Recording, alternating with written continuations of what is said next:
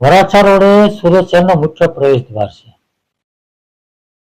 અને વરાછા રોડ ઉપર Shrinathji flyover bridge સૌથી સુરત શહેરનો મોટો બ્રિજ છે અને નાના વરાછાથી સરથાણા જગતનાકા સુધીનો બીજો બ્રિજ છે. આ બંને બ્રિજ નીચે વર્ષોથી ગેરકાયદેસર લોકો વસવાટ કરે છે, ખૂબ મોટા પ્રમાણમાં વસવાટ કરે છે. આ બ્રિજ નીચે અનેક વાહનો, સંખ્યાબંધ વાહનોનું દબાણ પણ હોય છે, જેસીબી, મોટા ટ્રક, ટેમ્પાઓ, ટ્રેક્ટરો. એના કારણે ખૂબ ભયંકર ગંદકી પણ થાય છે. આ બ્રિજ નીચે ગેરકાયદેસર લોકો ફક્ત રહે છે એવું નથી, વસવાટ કરે એવું નથી, પણ એમના ધંધા પણ 2 નંબરના છે.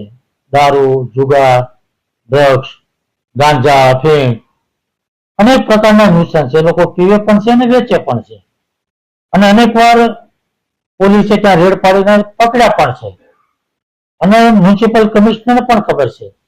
એટલે આ ત્યાં લાખો લોકો રોજ રોડ પર નીકળે છે, પોલીસ પણ નીકળે છે, કોર્પોરેશનના અધિકારીઓ પણ નીકળે છે.